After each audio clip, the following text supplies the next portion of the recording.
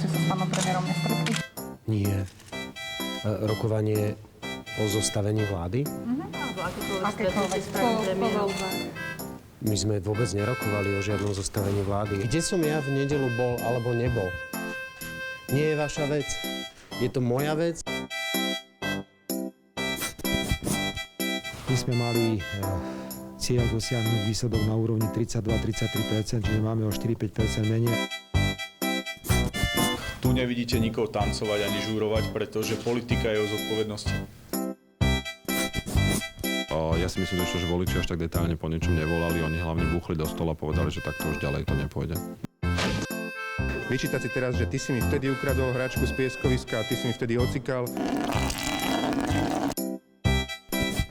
Prepáčte, už som povedal dnes dvakrát, teraz hovorím tretíkrát. Priority samozrejme vždy dostanú partneri, s ktorými rokujeme, a nie novinári. Nepôjdeme so smerom do koalície. Vy tomu stále neveríte, čo? Vy čakáte, že zrazu nejakého zajaca z klobúka vyťahneme, že predsa len? Urobia teraz so mňa pomaly teroristu. Lebo ma donútiť týmto, že to skončí vtedy, keď dostanem rozum. V žiadnom prípade ja ten rozum nedostanem.